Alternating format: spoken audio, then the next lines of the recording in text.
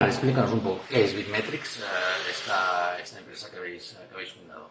BitMetrics es una startup de Deep Tech que involucra tecnologías como la inteligencia artificial, la visión artificial y la robótica. Y lo que hacemos es desarrollar tecnología propietaria para automatizar procesos basados en visión. Estos procesos pueden ser de inspección de un elemento que se acaba de fabricar o coger y dejar objetos para que un proceso pueda comenzar o continuar. Esto que parece tan sencillo para las personas es bastante complejo y aunque hace más de 2 décadas que la robótica está completamente integrada en las compañías manufactureras, hay contextos en los que hay variaciones y el robot no puede operar. ¿Cómo cuáles? Un ejemplo. Pues, por ejemplo, cuando una fábrica hace tiradas cortas o hace piezas parecidas pero no iguales, necesitaría una solución para cada una de esas variaciones. Y es ahí donde nosotros intervenimos con inteligencia artificial, permitimos que una misma solución a nivel de software se adapte a las piezas diferentes, ¿no? Y eso que parece, insisto, tan simple, pues todavía no estava resuelto. Vosaltres vau guanyar un Premi Talent precisament per aquesta iniciativa. Esteu en època de creixement, també parlàveu la setmana passada que heu aixecat una ronda d'inversió. Quines són les aspiracions que teniu com a BitMetrics? És a dir, cap a on voleu créixer i de quina forma?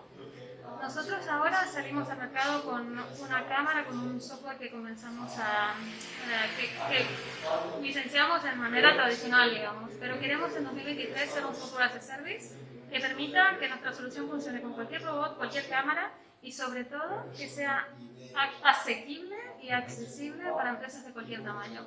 La automatización es un problema para todas las empresas, pequeñas y medianas, y las pequeñitas, que son más del 90% del tejido industrial, español, europeo, a cualquier nivel, tienen los mismos desafíos pero infinitos menos recursos para hacer frente a esta necesidad, ¿no? ¿Cuánta gente sois ahora mismo? ¿Cómo estáis creciendo a nivel de personal, de relaciones con otras instituciones, empresas privadas, públicas?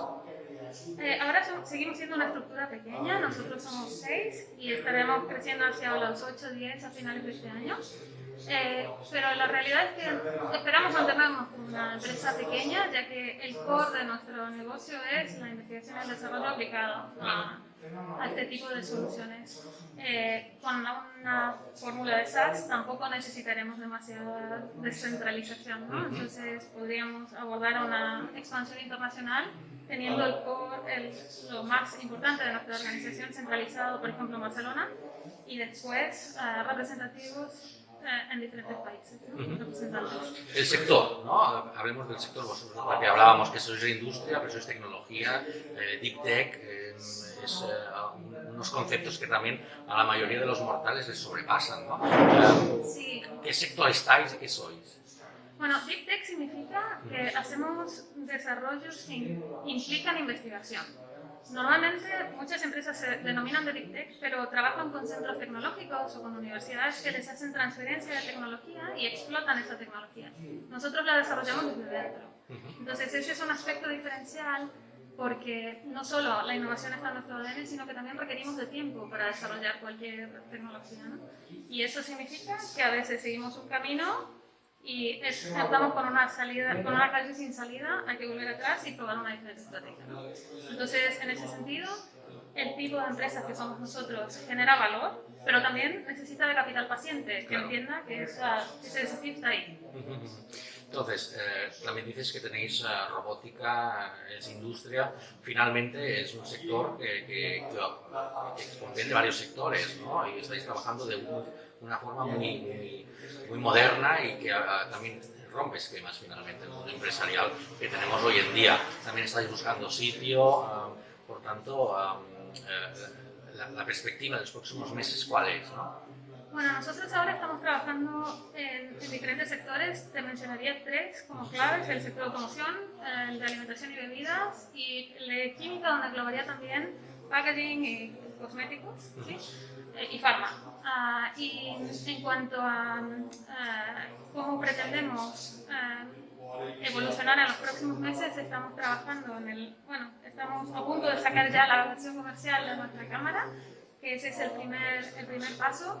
ya sabes que cuando uno pone una fecha siempre viene un Claro. wifi para mejorarla y ha sido el caso. Entonces lanzaremos el producto en las próximas semanas. Ya tenemos acuerdos de distribución avanzados con diferentes players del sector que realmente nos ayudarán a hacer ese crecimiento mucho más rápido que si tuviéramos que hacerlo solos. Okay. Y por otra parte hemos estado trabajando en paralelo en el desarrollo del producto y en el desarrollo comercial. Hemos hecho demostraciones a clientes finales, a integradores, a ingenierías, y hemos recibido ese feedback para mejorar nuestro producto y cuando lo lancemos que sea lo mejor posible, ¿no? Esta cámara que estáis a punto de lanzar, ¿para qué nos servirá, ¿no? Si tienes que dirigirnos a un público genérico, es decir, ¿qué podremos hacer con esa cámara?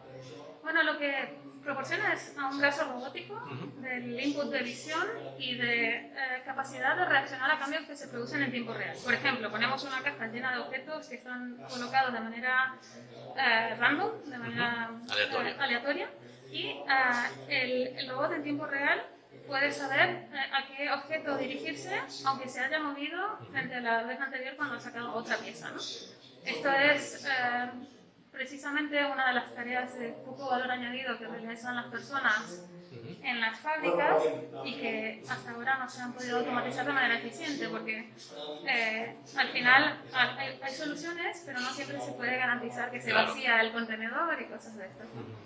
Yo creo que esto a nivel de la industria médica, por ejemplo, ¿no? De las operaciones, ¿no? A lo mejor nos viene a la mente, sería un gran paso, ¿no? Porque finalmente ese robot podría tomar decisiones de forma automática y que son de vida o muerte incluso, ¿no?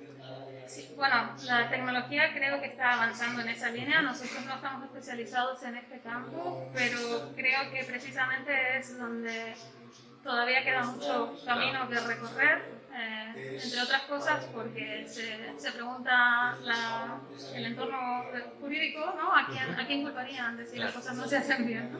Entonces hay un marco regulatorio que todavía ha de progresar en ese sentido y un marco ético que creo que debe evolucionar también a la par que la tecnología. Seguramente que gracias al trabajo que hacéis vosotros y muchas otras empresas y startups, pues este marco jurídico se va a desbordar tarde o temprano para mejorar la vida y la calidad de vida de los ciudadanos. Gracias, Mar Masuli. Muy buenas tardes. Muchas gracias.